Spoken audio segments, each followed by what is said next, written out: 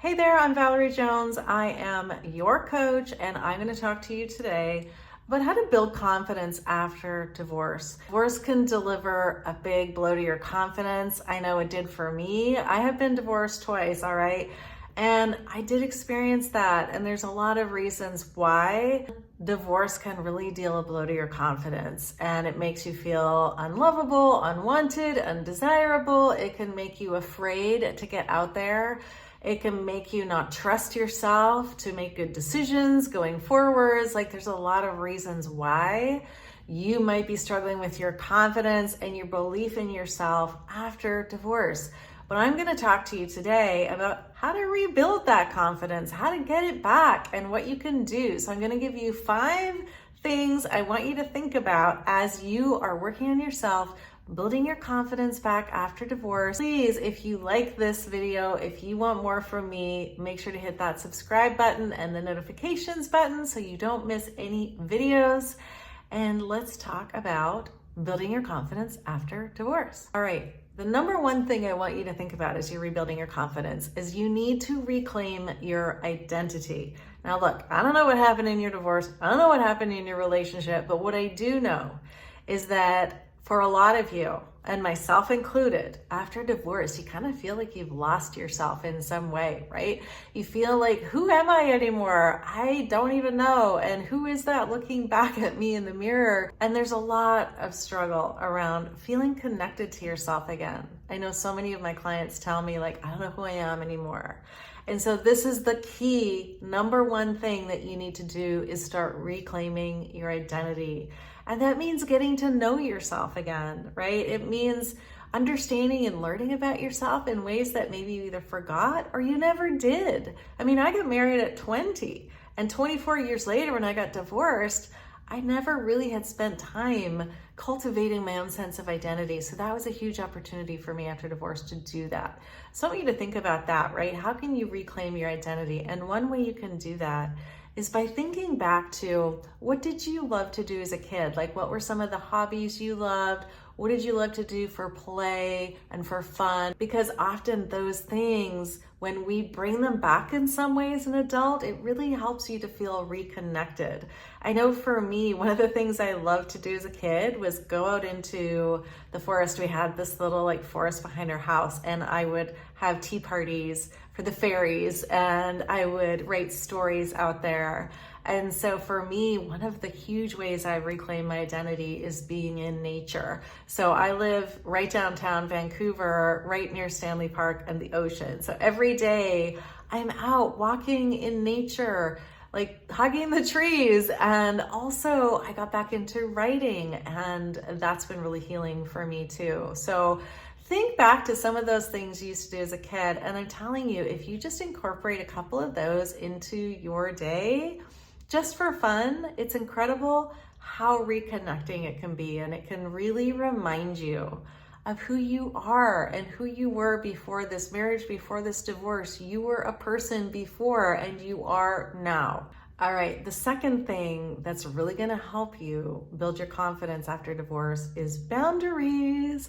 And this can be really hard for a lot of people. I know it was for me. I call myself a recovering people pleaser, but now I am a badass at boundaries, and you can be too. And one of the big reasons why this helps with confidence is because when you witness yourself saying no when you need to say no, and when you witness yourself not people pleasing, it really builds your confidence, because it's going to build your self-trust that I'm not going to abandon myself anymore. Like, I am here for me, and I'm willing to disappoint somebody else in order to not disappoint myself. That's huge. So I know this is a big topic, and I do a lot of teaching on boundaries. You can take my Boundaries Bootcamp course. I will link that in the comments. Boundaries are huge. So I want you to think about, where in your life are you people pleasing? Where in your life are you not standing up for yourself? And I want you to think of one situation or person where you can say no when you need to say no, when normally you would say yes. And this can be small, like we start small, right? Boundaries are a muscle. So look for small ways you can say no. Maybe it's friends asking you out and you really just want to stay home, and you're going to practice saying, you know what, I need to take care of myself. I need to stay home. So start small and just start to practice boundaries. This is really going to help you with your confidence. Tip number 3 for building your confidence is to celebrate the small wins. It can be uncomfortable to celebrate yourself. And I know for a lot of my clients, they can sit there in front of me all day and talk about their flaws or what they want to fix about themselves. But when I ask them, like, what's amazing about you? They have a hard time with that. So celebrating small wins is that reminder to yourself that, like, hey, I'm proud of myself. Hey, I'm doing a great job. And this builds your confidence because you are witnessing yourself succeed. You're witnessing yourself have wins. So I want you to think about at the end of every day, write down 3 small wins. This could be I took a shower today. It could be I ate a healthy lunch. Small things, but it's an incredibly powerful practice to build back your confidence because it's going to remind you that you're a great person, that you're a badass, that you're a winner. Even these small things are going to remind you of who you really are. Number 4, rewrite your inner story. Now, we all know we have the inner critic. And this is a huge part of why you're lacking confidence because your brain has been telling you a story about you're not good enough, you're not smart enough, you're not this, you're not that, whatever, for a very long time. And it's mostly subconscious. Maybe you're not aware of it, maybe you are, but rewriting your inner story needs to happen in order for you to get your confidence back. So one thing I want you to think about here is, what is one thing you've been telling yourself? What is one limiting belief that has been haunting you? Maybe it's I'm not good enough, or I can't do it, or I'm scared, or I can't. What is one of those things that you know you've been telling yourself and it has been getting in your way and it has been blocking your confidence? I want you to write it down in your journal. I'm not good enough, whatever it is. And then I want you to write the opposite. In this case, it would be, I am more than enough, which is true. So you're going to write the opposite of that limiting belief in your journal. And that's your new inner story. And take that, I am more than enough, or whatever it is for you, and put it on a Post-it, write it on your bathroom mirror, set it as a reminder in your phone, but really start to saturate yourself with that one new inner story. And it is going to start to feel more and more true the more you download it in your brain. And number 5 tip for building confidence after divorce is take bold action. Because maybe you have been hiding a little bit because you're not feeling confident, and that's okay. But I also want you to act anyways and feel the fear and do it anyways. Confidence is a skill. It's not something you're just born with. It's a skill that you need to develop. And confident people have just been doing that longer. So now what you're going to do is you're going to start choosing bold action, and then you're going to feel the fear and do it anyways.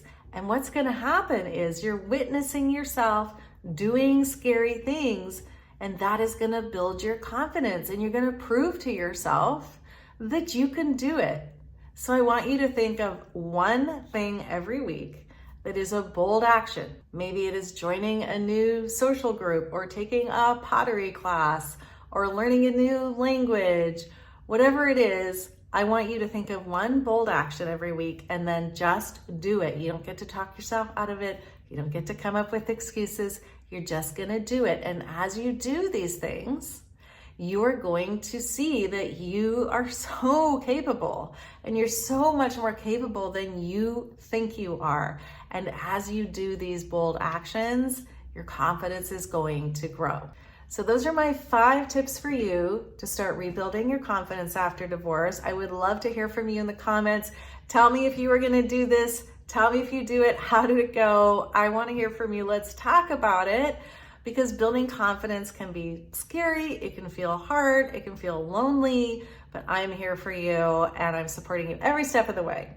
So until next time, I will talk to you soon. Love ya. Bye.